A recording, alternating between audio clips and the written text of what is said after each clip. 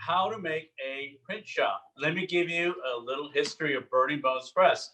We are in Houston, Texas on the Gulf Coast, and we're a community print shop, meaning that we have members that come in, they pay a fee, like much like a membership for a gym, and you pay a monthly fee and you get to use the facilities. And we're gonna have a tour, we're gonna give a tour of Burning Bones Press. How did it start? Well, I was working out of my garage, like maybe a lot of you are doing now, or an extra room. And I really wanted camaraderie. And in my travels across this great nation of ours, I would always see community print shops. This is 10 years ago, okay? And I thought, wow, you know, Houston didn't have one. In fact, I didn't know if Texas even had one at that time. And I found another person, Patrick Masterson, here in Houston, and me and him had been collaborating printmaking wise. I was working out of my garage. I had a garage studio, and he had a small space somewhere else. And we started collaborating, and we had this idea of, why don't we start a studio, a community studio, where we could have maybe a few people, and that way it could help pay for the rent, of course. And we could all be in there. And we thought, initially we thought maybe 2 or 3 people. He had presses and I had presses. I had the screen printing part. He had the more intaglio etching relief part. He had those type of presses. And that was a good way, and a good lesson that we learned, is that when you were going to make, if you were going to make a community print shop, to partner up with someone else who can bring things to the table. And that's how we were able to get started right away. And after we got started, we realized many people were in the Houston area. Houston's the biggest city in Texas. So it's a large city with a large print community. And we realized many people wanted in. A lot of times when you say you graduate from school, you need a place to print when you're done. And that's what we provided. And also, there's a lot of people who have their own studio. They don't have say a screen printing area, a big screen printing area with a washout booth and all of that. And some screen printers don't have presses, etching presses, to do relief printing and etchings and lithography and that type of thing. And also, there's that camaraderie. Hold on. Oops. Liv, you did a great job. Oh, hi, Tess. Anyway, come on over here. I want to introduce y'all to some of our members. This is Tess Doyle, and this is Liv Johnson. And they are our wonderful press assistants. And a press assistant does many things in the studio. We are 10 years old, our studio is 10 years old, and we have 20 members strong. That means 20 members come in and pay to use the facilities. Not all at once, but they do. But what Liv and Tess do, and now we have another person with us, is they help run the studio. They help run the day-to-day tasks. And that's another thing about a print community and making a studio, is you're always seeking out people who can help. Tess does a lot of our website things. We need help with that. Liv does a lot of the academic stuff. The more business side of it, where she's putting together workshops and things like that. They actually both do. We all do, and putting events together. Okay, enough rambling. You know the history of Burning Bones Press, and now we're going to take a tour of Burning Bones Press, and we're going to have a Q&A afterwards. So I'm going to switch this around. Oh, okay. Good. Okay. So we're going to go over to... Wait, we're going to do the boutique. We'll show you the boutique. Sorry. This is like right in front. This is the print boutique. right here. So when you come into Burning Bones Press, our members want a place where they can sell their prints. We have prints here, we have prints here. And when you come in, it's open on Saturdays and you can sell your prints. That's one of the things that we like to do for our members. And we've sold many, many prints out of this facility. Okay. Oh, sorry. Now we're coming back over here. Oh, hi, Tess. Oh, hi. This is Tess Doyle, and she's going to introduce this part of our studio, which is really mainly the screen printing area, and I'm going to let her take over. Tess, tell us something about you and what you're going to talk about today. Hi, I'm Tess Doyle. I've been at Burning Bones for 7 years now, and I'm going to show you around our screen printing area in our community print shop. When you leave the boutique, you enter into the back of the studio. We have storage for each of our members. We have various presses. Here's our small etching and litho press. And as you make your way back to the working part of the studio, you can see our printmaking library, where a lot of our members can have ephemera to look through and get inspiration from. And this is always growing. We also have a giant exposure unit that is open to our members. We can make really large prints at Burning Bones Press, which is useful not only for our members, but when we sometimes do artist editions with outside artists. Various drawing racks. As you make your way past that, we have our Cincinnati one-arm screen printing press.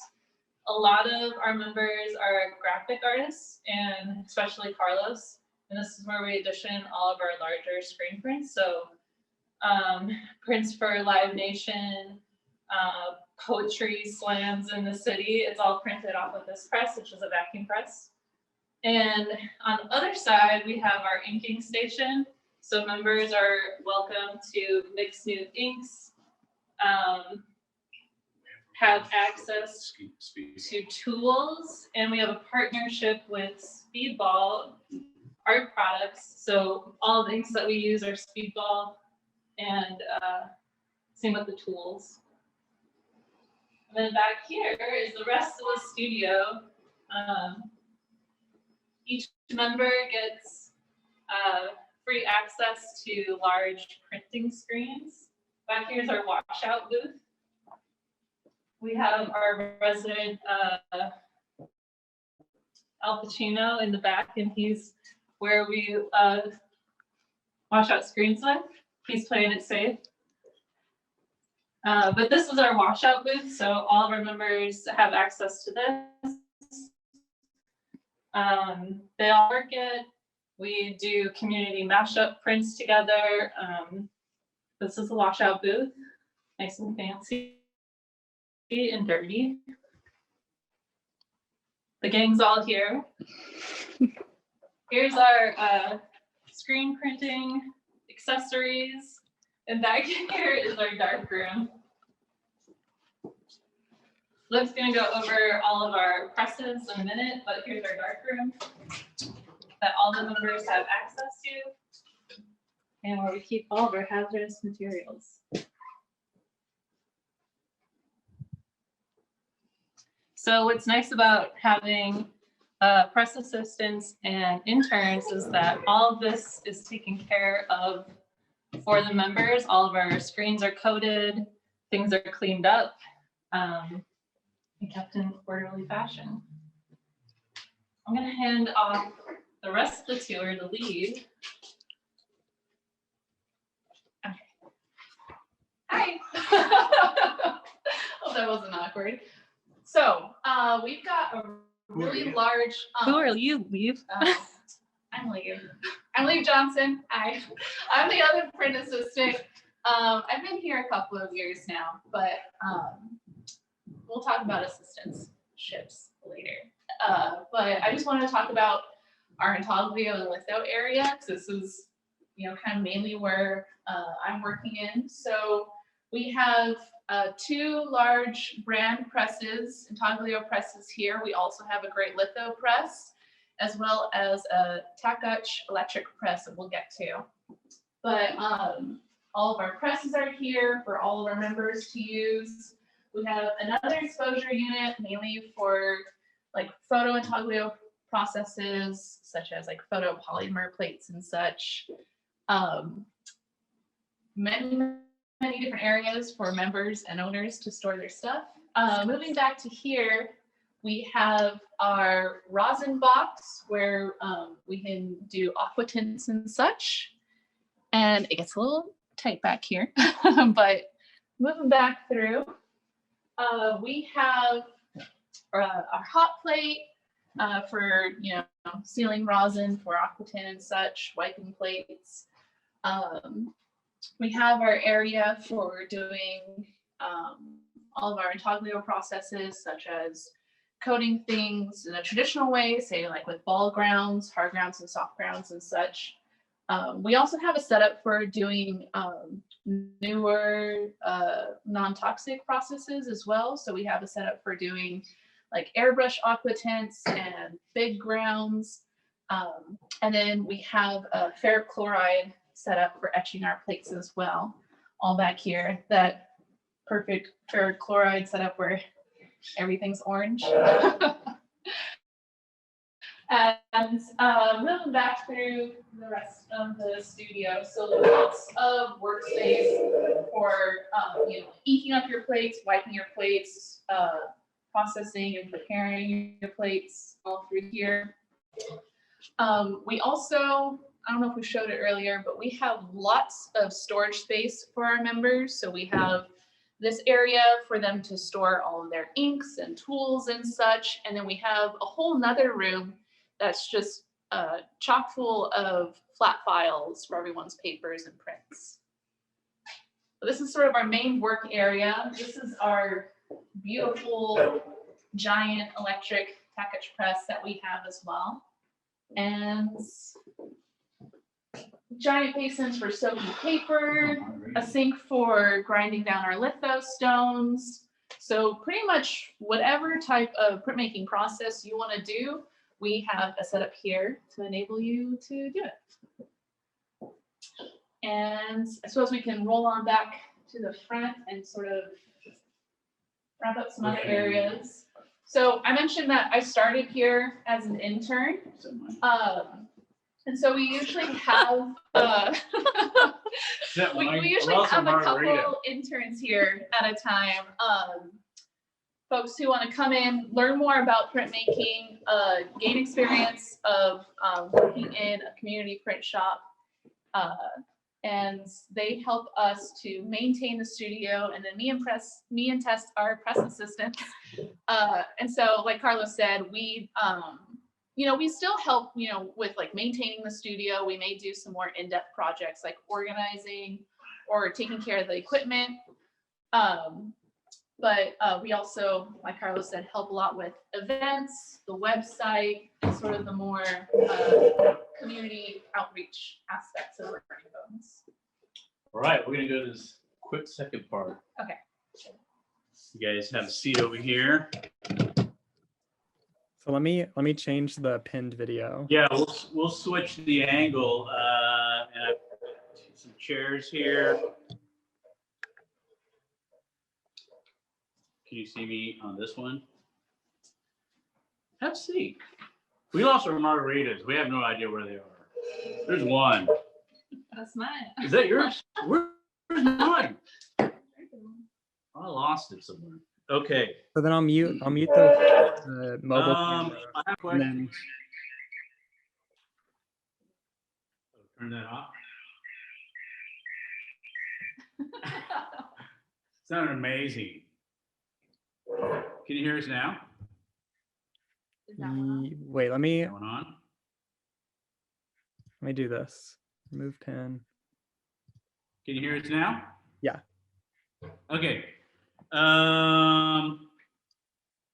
So yes, I want to talk about workshops. One of the things that helps generate income for the studio are events. We have but we put on a couple of events. The biggest event we put on is it came from the Bayou, which happens every April, and I'm not sure it's going to happen this April because of COVID. But we also put on many like holiday events and things like that where people can come in and buy prints and that sort of thing. So that generates some income besides the monthly membership. And another thing that generates income for the studio, if you're setting up a community print shop, is workshops. And these two work really hard to get our workshops together. And our workshops are always like open to anybody who, even if you don't have printmaking experience, to come and take, so that you can learn how to do printmaking things like that. But they also turn into memberships. So let's just say you came in, you did a workshop with Tess or Liv, and you learned how to do relief printing, and you took some more and more. Eventually, you're going to say, hey, I want to become a member of Burning Bones Press. So that's how that works. Okay, so have I left anything out? Why don't you tell us about some of the community outreach that we do through printmaking? Like it came from the Bayou. We did. So it came from the Bayou is a giant festival, printmaking festival. And it happens at St. Arnold Brewing. And it's in a big loft, a brewery. It's like an old, what would you call it? Like an old pub? German beer hall? Yeah, like a German beer hall. And we have printmakers from all over the country come to it. It's a lot of fun. We have had people from as far as New York and LA come to our event. Look out for it. It'll be there. And speaking of workshops, we have a workshop coming up next weekend with Liv. What is it? I'm going to be doing an online workshop that is going to be helping folks out who may not have access to a studio right now or may not be able to go out to a studio right now. So it's all going to be able to print intaglio at home using plaster. So we're going to do some little dry points on plexiglass, and we're going to be talking about how to print them with plaster casts. All right, and now comes to the live Q&A. Yeah, So- we have a few questions. Naughty. We have a few questions already. Is there any DIY furniture that you all have made rather than purchasing outright?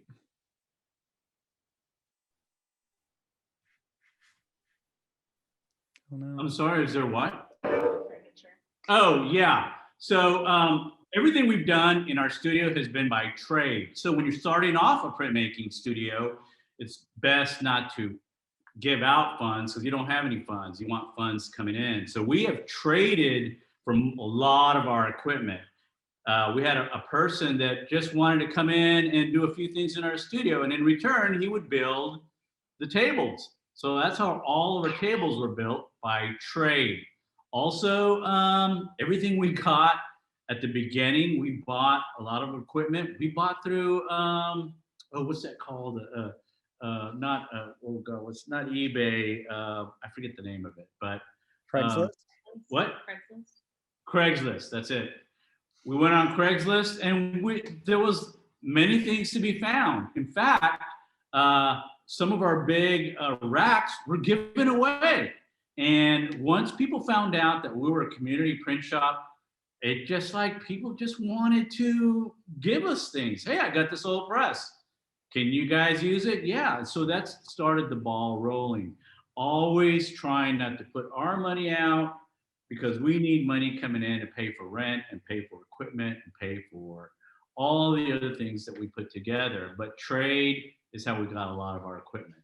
We also will work events where we're selling hand printed t-shirts, and a lot of the money that comes in from printing t-shirts or posters or anything has helped fund the shop. Also, another thing too is we don't take an income. So Pat and I, who own Burning Bones Press, we've never taken an income. We have our own gig. Pat teaches, I teach occasionally. I have my own business printing posters, so on and so forth. He has his own thing. Everyone in here as their own thing. The money that comes in, anything we have left over at the end of the month, goes right back into the studio. It's the only way to make the studio work. Mhm. Yeah. Piggybacking off of that, we have a question from Chris W, who says, how do you decide on your membership fee system? I think ours is pretty cheap, but really the internet, go around looking what are the other community print shops charging? You know, what's the competitive price? Ours is $155 a month.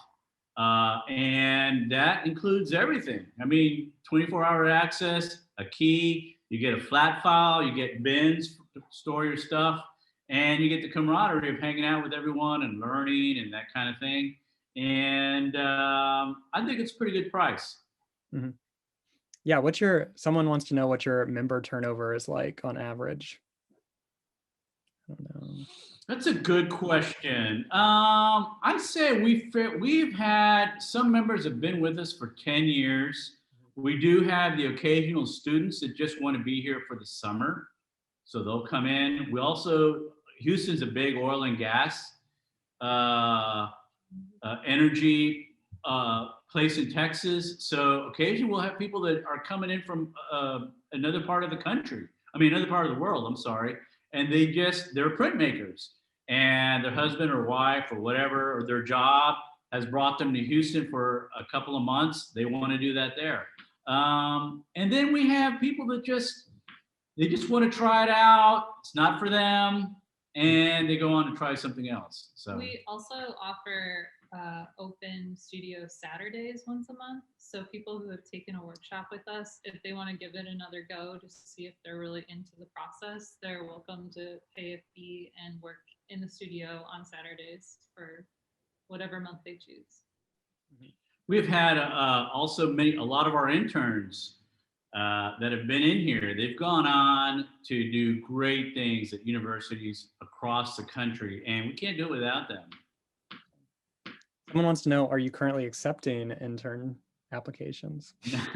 Unfortunately, not at the moment. I don't know. I don't think so. Our internships run for 6 months at a time, and we did just hire a new intern, but you just have to inquire. We try to roll them through 6 months at a time. So I will tell you, we're a little prejudiced on the intern.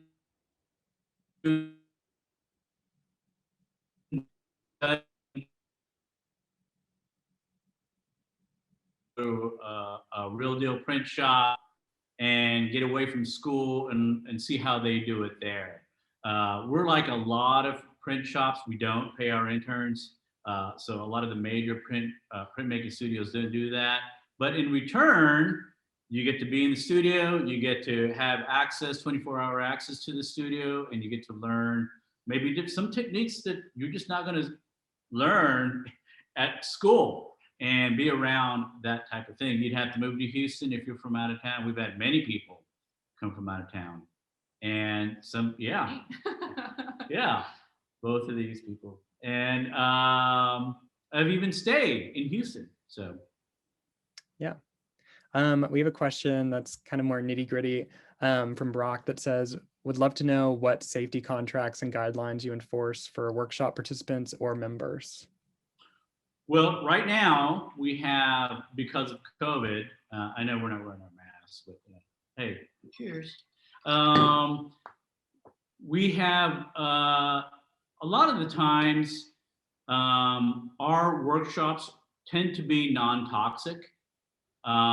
We don't get into, and if you're taking a workshop, usually it's because you don't know a lot about that process. And because you don't know a lot of that process, you're going to tend to be more of a beginner. And so a lot of our workshops tend to be sort of non-toxic. During the times of COVID, our workshops have been very limited. We've only done a few in person. Everyone has to wear a mask. You sign a waiver that says that you understand the risk you are taking coming to take a workshop, that type of thing. Our workshops sell out. We really limit like the number of people that Yeah. can be in here right now. too. And Yeah. we're trying to offer more online workshops, Right. which you can do at home. Also, right now, again, don't use this as an example, but all of our members that are here, they have to wear a mask. All these sort of precautions that you're used to are put in place for our studio. A lot of people are bored. They want to come into the studio. They want to work. So we want to keep it open. We're lucky in that sense. And we've had a good rhythm throughout our studio where there's a crew of printers that are here in the mornings. There's the people that work full time and come in the evenings. So we're never really overcrowded at the studio. Yeah. We've always had a nice rhythm of people here spaced out. Even though we have 20 members, there's usually 2-3 people tops in here at one time. We got pretty diverse schedules. Yeah. Nice. There are a range of questions left. I know that we are supposed to end at 4, but I don't know how that is going. Yeah, a lot of questions. I'm seeing there's a lot of questions. There's a ton of questions here. And how did you come up with the name of your studio? Let's do that one.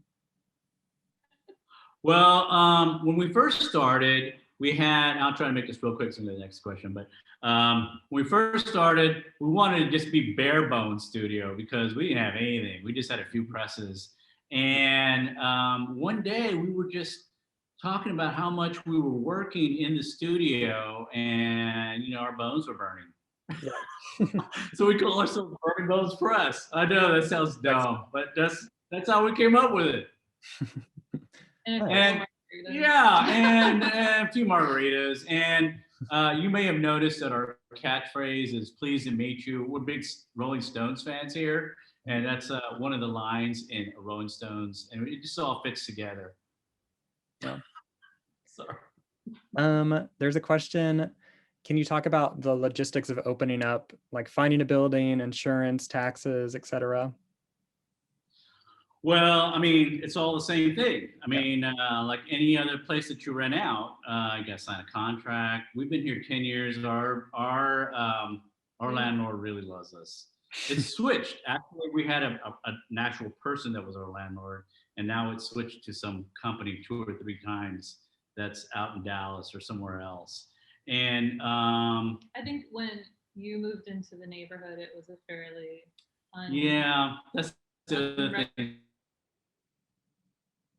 Did pick a place that is not considered the best part of town. It's really weird how this happened. But in the last 10 years, through gentrification and all that, this is one of the most expensive areas in Houston. It's become a very hipster type of area. And thank God, our landlord, who knows that we're a bunch of artists, has said, okay, we'll let you do this. This place also didn't have lights. It didn't have certain things. So every time we got a little bit extra on the rent, we would put something back into the studio, get a light here, fix the bathroom thing there. That's because, again, as I said before, we're not taking an income. We are putting everything back into the studio. And that's the way it's going to be as long as Burning Bones Press is around. Mm-hmm. Yeah. We have some specific questions about insurance.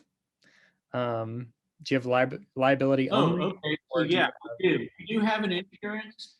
We have insurance to where if you come in and you break, you put your hand through the tin cutter over here and you chop off your hand, we're insured up to a certain amount. We pay insurance. We have to pay not only a renter's insurance, but we pay a certain insurance that is that we're liable for certain things. We've taken every precaution in those senses. There's chemicals in here that could start a fire. And every member that comes in has a deposit that they put down. So if equipment is messed up on their time, it potentially comes out of their deposit. But also every member that is part of Burning Bones Press is a pretty trained printmaker and is able to use the equipment on their own without supervision. You may have not noticed it, but there are signs everywhere in this studio. Turn off this, don't do that. You know, don't forget to clean this part up. Did you forget to do this? There's little signs everywhere to remind everyone to keep the studio in a certain working order so there aren't any mistakes or accidents. And not every member uses every single piece of equipment. We just stick to what we know. And because we're community, we're able to learn from one another. So everyone picks up a new skill from another person. So it's, you know. And really to enforce that, if you wanted to become a member of Burning Bones Press, there is a portfolio you have to go through, a review, and that's just not to see if you're good or anything. That's just to see if you know what you're doing. Yeah. That's all that is. And so our membership is curated. It's not like somebody wants to come off the street and says, hey man, I gotta do a bunch of band posters. How much does it cost to be in here? It's not like that. It's like you're gonna become a member, you're serious about being a printmaker, and you have a history or even a knowledge of what you're doing. And pretty much whenever someone's like starting out on their first project in here, there's going to be someone here watching them, able to like walk them through where everything is, like how our system in here works. That's where Liv and I come in. Yeah. So one of us is usually here. One of us three, and maybe a handful of other folks are going to usually be here who like know how the studio works, who are going to be able to keep an eye on things, especially with newer members coming in. Not like to like watch them, but more like to be able to assist them. And we all know that every studio is different, and there's going to be a phase where you're just learning how to work in the studio, and that's sort of where we come in for that. Yeah. So I'm gonna have to end it just because I don't want to eat into Kyoichi Yamamoto's talk on StreamYard, where everyone entered, but this was great. I really loved it. It was so exciting to see this print shop. It's like a candy store. There's so much to just like take away from it. And thank you so much for your time. Thanks. Thank you. Thank you.